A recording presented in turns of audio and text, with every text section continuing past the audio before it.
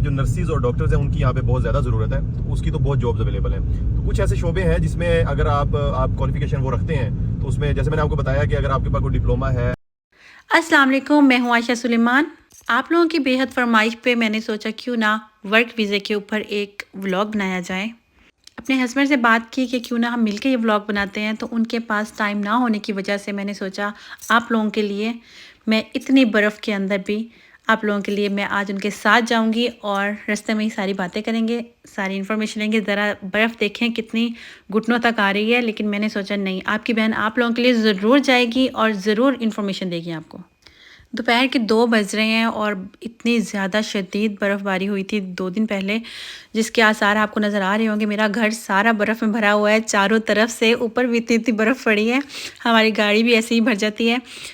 ये इन्होंने सुबह सुबह उठ के सारा रास्ता साफ़ किया आगे से, फ्रंट से। ये रोड क्योंकि गवर्नमेंट साफ़ कर देती है, जैसे आपको ये देखें ज़रा वीडियो में भी आ गया है, तो ये साइड से इस साइड पे कर देती है सारी बर्फ़ को, और लोगों ने अपने घर से सिर्फ अपना रास्ता खुद बनाना होता है, और मोस्टली वो भी बना देते हैं, लेकिन कभी नहीं बनाते तो फिर वो खुद साफ़ करनी पड़ती है ऑफ कोर्स।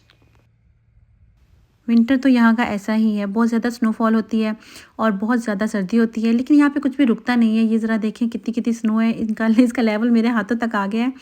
तो बस सहूलतें हैं सारी, तो ज़िंदगी रवा दवा रहती है। मेरे हस्बैंड आ गए हैं, तो बस अब इनके साथ डिस्कस करते हैं। मैंने नोटिस किया बहुत सारे लोग वर्क वीज़ा और स्टडी वीज़ा के मुतालिक इन्फॉर्मेशन लेना चाहते हैं। तो स्टडी वीज़ा का मैं आपको अलग से एक पूरे व्लॉग में बताऊंगी, आपको अप्लाई करने का तरीका भी, और कौन कौन से टेस्ट देने होते हैं और कितने कितने बैंड्स चाहिए, वो सब हम अलग से डिस्कस करेंगे। तो मैं आज उसी को लेकर चली हूँ, चलें करते हैं बात अपने हस्बैंड से। अच्छा, बहुत सारे कमेंट्स ये आ रहे थे कि यहाँ पे वर्क वीज़ा किस तरह अप्लाई किया जा सकता है, तो काफ़ी लोग इन्फॉर्मेशन जानना चाहते हैं। आज भी मैंने अपने हस्बैंड से कहा कि इस बारे में आपको डिटेल में बताएंगे, तो आप बताएं। अस्सलाम वालेकुम। थोड़ा लाउड। जॉब्स के मुतालिक जो भी लोग जानना चाह रहे थे, अभी फ़िलहाल पहले तो मैं आपको बताता हूँ कि फ़िनलैंड में जो जॉब्स की सूरत हाल है वो बहुत ख़राब है। तो जॉब्स बहुत ज़्यादा कम अवेलेबल हैं, और जो अवेलेबल हैं उनके लिए जो है बहुत ज़्यादा कैंडिडेट्स हैं, जिसमें फिर वो उन्होंने अपनी रिक्वायरमेंट्स जो है ना वो बढ़ा ली हैं, ताकि वो फिनिश स्पीकर्स जो हैं और जो इंग्लिश अच्छी बोलना जानते हैं, या जिसके पास कोई स्किल है या किसी ने कोई डिप्लोमा किया हो, तो उनको प्रायोरिटी दी जाती है पहले। तो जॉब्स कम है, लेकिन फिर भी अगर यहाँ पे आ रहे हैं और स्टूडेंट हैं और आपके साथ आपके स्पाउस वगैरह आ रहे हैं, तो एक क्लीनिंग ऐसा शोबा है जिसमें आपको काफ़ी ज़्यादा जो है ना ईजीली जॉब्स मिल जाती हैं। उसके लिए 2-3 बड़ी बड़ी कंपनीज है यहाँ पे, जिसमें से L&T है और सोल है और एन क्लीनिंग है। तो इस तरह की काफ़ी जो है ना बड़ी कंपनीज हैं जो आपको जो क्लीनिंग की जॉब्स जो है वो दे सकती हैं। अच्छा, जो डिग्री होल्डर्स हैं लाइक डॉक्टर्स, इंजीनियर्स वगैरह, उनका क्या यहाँ पर स्कोप है? जो अभी तक मुझे जैसे कि काफ़ी यहाँ पे पाकिस्तान से भी लोग आए हैं और यहाँ से भी काफ़ी जानने वाले हैं, उनसे जो इन्फॉर्मेशन मिली है और उस सूरत हाल को देखते हुए जो नर्सिस और डॉक्टर्स हैं उनकी यहाँ पे बहुत ज़्यादा ज़रूरत है, तो उसकी तो बहुत जॉब्स अवेलेबल हैं। तो कुछ ऐसे शोबे हैं जिसमें अगर आप क्वालिफिकेशन वो रखते हैं, तो उसमें जैसे मैंने आपको बताया कि अगर आपके पास कोई डिप्लोमा है नर्सिंग का, तो आपको इजीली जॉब मिल जाती है यहाँ पे। आपको फिनिश लैंग्वेज अगर सीखी हो तो वो प्लस पॉइंट है, लेकिन अगर इंग्लिश लैंग्वेज भी अगर आपको अच्छी आती है तो आप फिनिश लैंग्वेज आपको वो यहाँ सिखा लेते हैं, तो वो वीज़ा देंगे इस बात पे जी। और बहुत ज़्यादा स्टूडेंट्स आ रहे हैं, तो कुछ स्टूडेंट्स और जॉब वाले मिक्स आ रहे हैं, मतलब कि उनको ये इस तरह करते हैं कि वहाँ से बुलाते हैं और उनको पहले लैंग्वेज थोड़ी सी सिखाते हैं।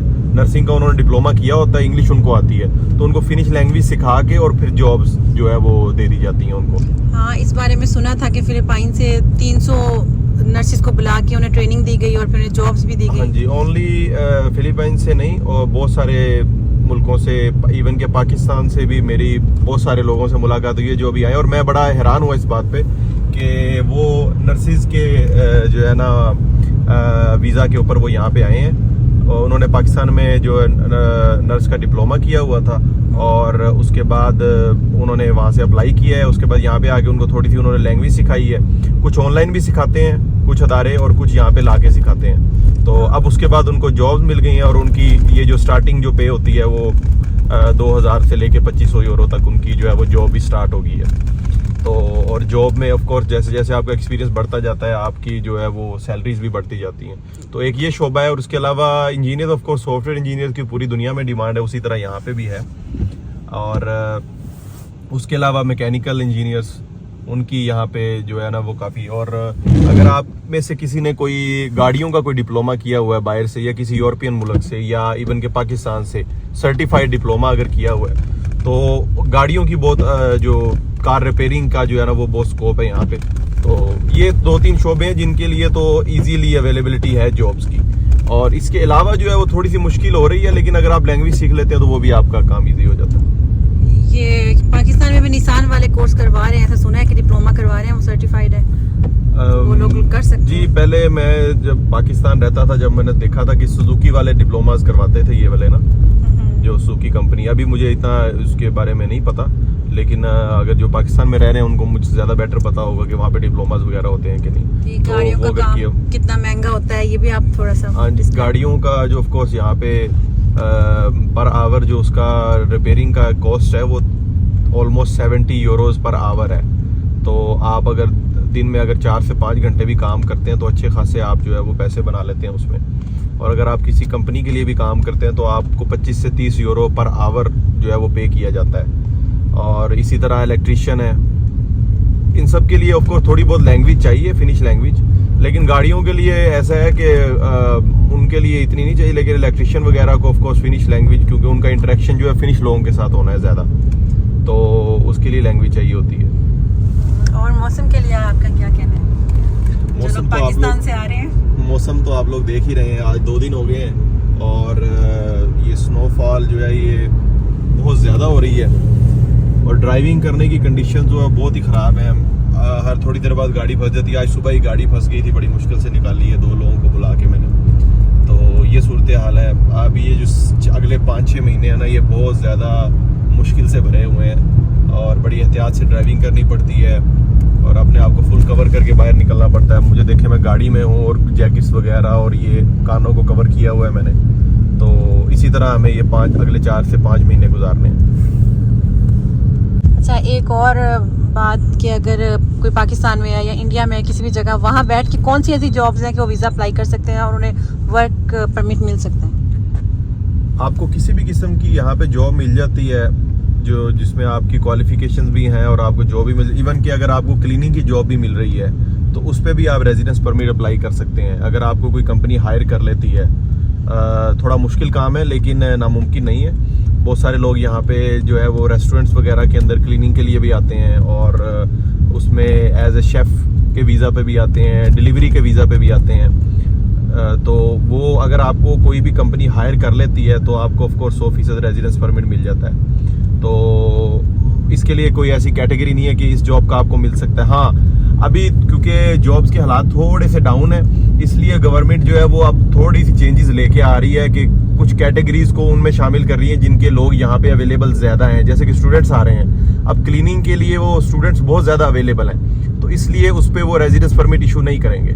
तो इसी तरह अगर रेस्टोरेंट पे डिलीवरी वगैरह का काम है उसके लिए भी बहुत सारे स्टूडेंट्स अवेलेबल हैं, तो वो उनको पहले उनको जो है अपॉर्चुनिटी दी जाएगी। तो लेकिन अगर आपकी कोई स्किल है, जैसे आप शेफ़ हैं, तो ऑफ कोर्स वो यहाँ पे इतने लोग अवेलेबल नहीं होते, तो उसका आप अप्लाई कर सकते हैं डिफरेंट रेस्टोरेंट्स में और कंपनीज में।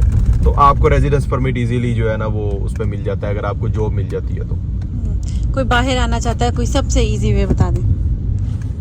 सबसे इजी वे तो इस टाइम स्टडीज़ का ही है। अगर आप स्टूडेंट हैं और पाकिस्तान में आपने अगर अपनी इंटरमीडिएट या बैचलर की डिग्री कर ली है या इवन के मास्टर्स की डिग्री भी कर ली है, तो आपके पास हर किस्म की अब कोर्सेज अवेलेबल हैं, क्योंकि अब फिनलैंड जो है वो इस तरफ जा रहा है कि वो स्टूडेंट्स को जो है वो बहुत ज़्यादा अपॉर्चुनिटीज़ दे रहा है कि वो यहाँ पे आके स्टडी कर सकते हैं। ऑफ कोर्स इन्होंने फीसिस बहुत ज़्यादा हाई कर दी हैं, लेकिन उसमें भी स्कॉलरशिप वगैरह बहुत अच्छी मिलती है। इवन के 100% स्कॉलरशिप भी मिल जाती है अगर आपकी ग्रेड्स और जो आइल्स है उसके अंदर आपके अगर बैंड्स वगैरह अच्छे हैं तो आपको इवन की 100% स्कॉलरशिप भी मिल जाती है। बट अगर आपको नहीं भी मिलती है स्कॉलरशिप और आप फीस पे करते हैं तो उसमें ये होता है कि स्टूडेंट्स के लिए जो वीज़ा की रेशो है ऑलमोस्ट 99% आप कह सकते हैं कि वीज़ा की रेशो है, फॉरेन रेजिडेंस परमिट मिल जाता है। और इवन के फिनलैंड जो है वो उन कुछ जो है मुल्कों में शामिल है जो आपके जो है स्पाउस और आपके जो किड्स हैं उनको भी साथ जो है रेजिडेंस परमिट मिल सकता है। इवन कि अगर आप स्टूडेंट हैं और आप उतनी बैंक स्टेटमेंट अपने बैंक में शो कर देते हैं ना, तो आप अपने बच्चों को और बीवी को भी साथ लेकर आ सकते हैं, तो आपको पूरे फैमिली का जो है वो रेजिडेंस परमिट मिल जाएगा। तो ये एक बहुत अच्छी बात है अभी जो फिनलैंड में जो सहूलत है, बाकी मुल्कों में ये सहूलत मौजूद नहीं है। तो अगर आप अपनी फैमिली के साथ यहाँ पे आते हैं तो उसके बाद आपकी फैमिली भी यहाँ पे स्टडी कर सकती है, वर्क कर सकती है, और आपके बच्चे स्कूल में यहाँ पढ़ सकते हैं, आपके बच्चों को यहाँ पे पॉकेट मनी भी मिलेगी। तो स्टूडेंट जो है वो one of the best thing है राइट नाउ, अगर आपने बाहर शिफ्ट होना है यहाँ पे फिनलैंड में। एक और बात आप डिटेल में बता दें कि अगर पाकिस्तान में या किसी और कंट्री में बैठ के जॉब अप्लाई करनी हो तो कोई ऐसी साइट है जहाँ पे जॉब्स देखी जा सकती हैं और अप्लाई की जा सकती हैं? जी, वो वेबसाइट जो है वो पाकिस्तान में वो ऑफ कोर्स वर्क करती होंगी, सेम ही वेबसाइट है। तो उसमें ये है कि एक तो लिंक्डइन हो गया, आप उस पर जॉब्स देख सकते हैं अपनी फील्ड से मुताल्लिक जॉब, उसमें कैटेगरी वगैरह डाल के वो इंग्लिश में भी हो जाती है लिंक्डइन, और उस पर देख सकते हैं। उसके अलावा यहाँ पे का जो वर्क का डिपार्टमेंट है तेई तोई मिस्तो नाम है उसका, तो वो आप उसमें मेंशन भी कर दीजिएगा लोगों के पढ़ने के लिए, तेई तोई मिस्तो के नाम से है। और एक और वेबसाइट है दूनी तोरी पिस्तेफी, dunitori.fi। ये सब मैं डिस्क्रिप्शन में डाल दूंगी, इनकी लिंक्स आप लोग यहाँ पे आप फाइंड कर सकते हैं। और इसके अलावा भी एक दो है वो मैं आपको बता दूंगा, और डिस्क्रिप्शन में डाल देना इनके साथ। वहाँ पे आप जाके अपनी फील्ड की जो है वो कैटेगरी चूज़ कर सकते हैं और लोकेशन चूज़ कर सकते हैं, आपको किस शहर में अप्लाई करनी है, और तो वहाँ पे आपको सारी जितनी भी उस इलाके के अंदर जो भी जॉब्स अवेलेबल होंगी वो आपको सारी वहाँ पे आ जाएंगी। और इसके अलावा एक वेबसाइट ऑफ कोर्स इनकी ऑफिशियल वेबसाइट है, उस पर भी आप देख सकते हैं, वो इकोतिये के नाम से है। उम्मीद करती हूँ कि आपके सवालों के जवाब आपको मिल गए होंगे। In my opinion study visa is the best way to come Finland. मेरी अपनी बहन स्टडी वीज़ा पर यहाँ आई है अपने 3 बच्चों के साथ माशाल्लाह सऊदी अरब से, तो वो भी मैं इंशाल्लाह आपको डिटेल में बताऊँगी। Do like subscribe. अभी के लिए अल्लाह हाफिज़, बाय बाय।